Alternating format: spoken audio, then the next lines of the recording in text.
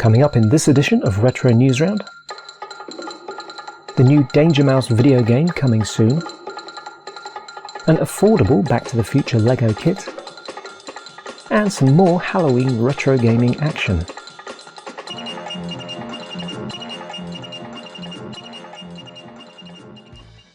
I know we all love our time travel here on this channel, so this new Back to the Future Lego Kit is likely to have any nostalgia fans' ears pricking up.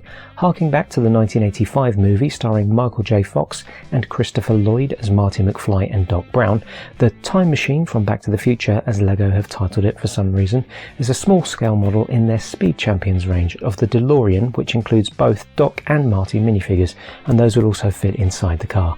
It can also be configured to resemble the DeLorean from Back to the Future 1 or 2, with an interchangeable lightning rod and Mr. Fusion module, and the wheels can be rotated sideways to put it into flying mode. There is already a DeLorean model available in LEGO's Icons range, however that's somewhat larger and more elaborate and costs quite a bit more too, coming in at £170, whereas this new Speed Champions model is only £22.99. Sounds perfect for a Christmas stocking filler, however unfortunately it doesn't release until January the 1st, 2026, so sadly you'll have to settle for pre-ordering one, and you can do that right now on LEGO's official website.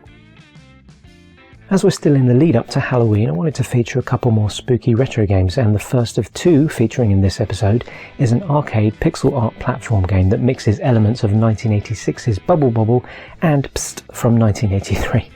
Flora and Fang, Guardians of the Vampire Garden, has you jumping around on multiple single-screen levels, protecting your pumpkins from various insect-based nasties by using your bug spray to trap them in toxic bubbles, then popping the bubbles to vanquish the baddies.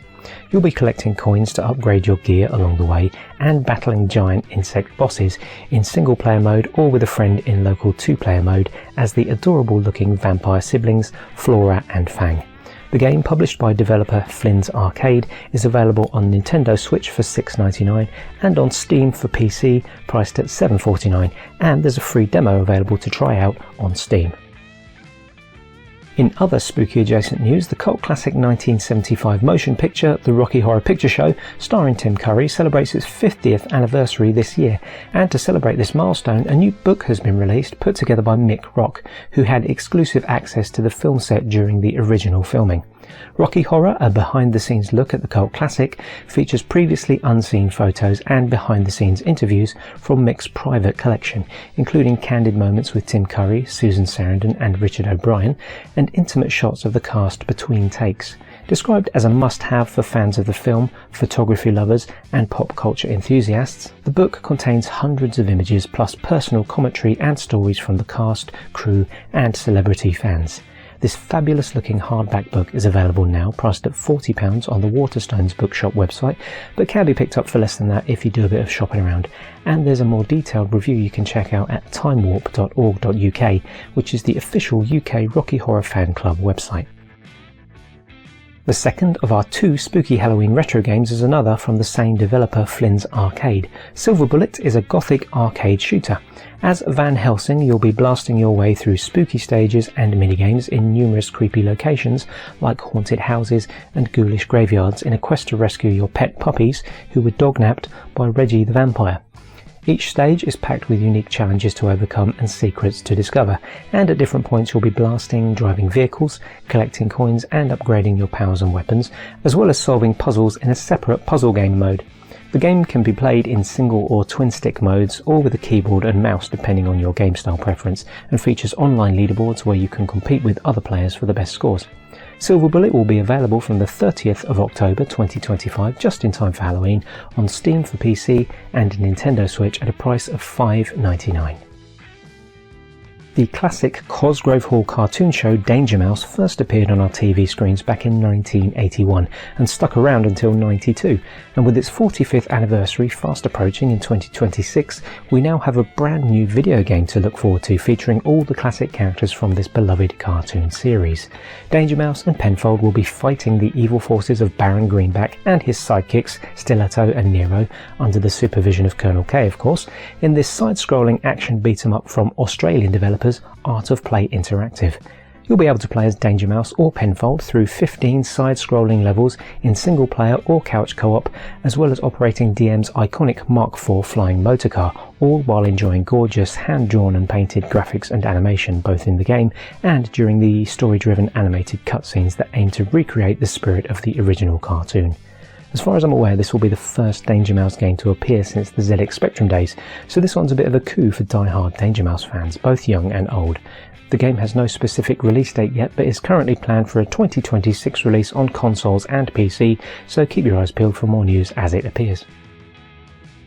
We've been covering a few modern retro gaming magazines over the past few editions of Retro Newsround, and in this edition we're taking a look at Pixel Addict, which describes itself as a digital culture magazine for classic computing and retro gaming enthusiasts, aiming to provide a fun, engaging experience which reflects the current vintage computing and retro gaming scene.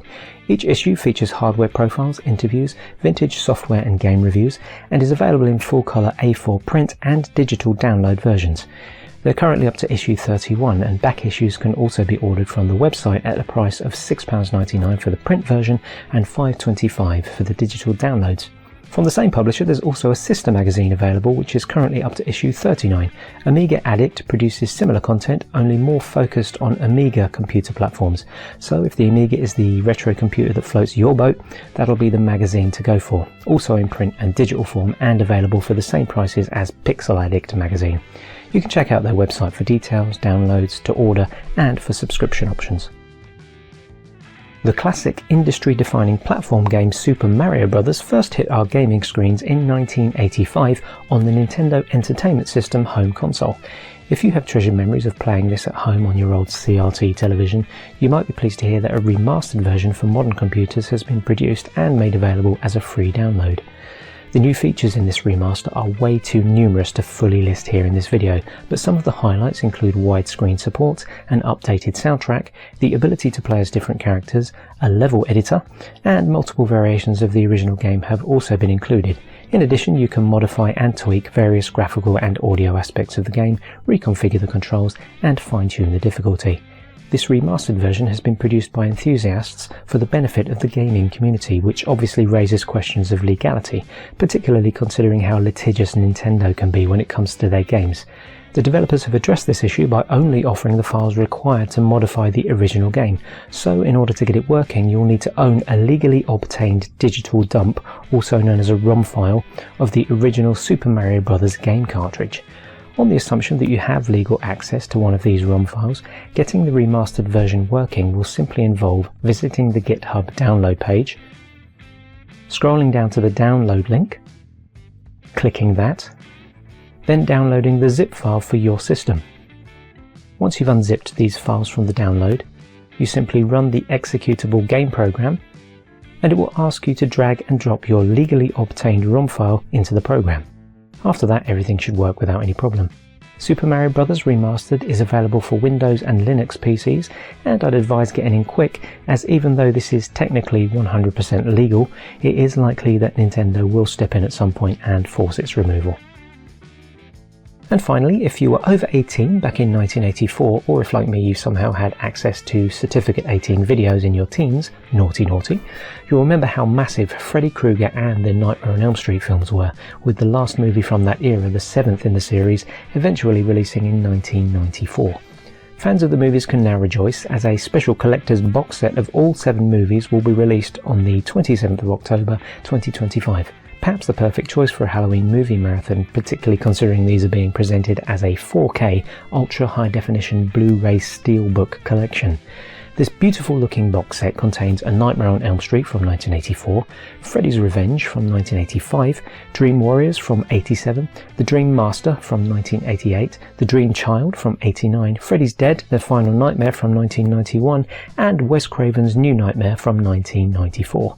Also included are the uncut versions of Nightmare on Elm Street 1 and The Dream Child, and the set also comes with a pair of 3D glasses for viewing the alternate ending of the 6th film, Freddy's Dead, which was presented in Anaglyph 3D. This is admittedly one for the hardcore Freddy fans, as the complete set will put a £199 dent in your wallet, so it's not for everyone. But if you can spare the dough and you love these films, you can pre-order from hmv.com. They are selling out fast though, so if you miss the boat, you'll probably have to take your chances on eBay or opt for one of the previously released cheaper DVD collections. And that brings us to the end of this 7th edition of Retro Newsround. So until the next one, thank you for liking and subscribing, and of course thank you all for watching Retrospectives.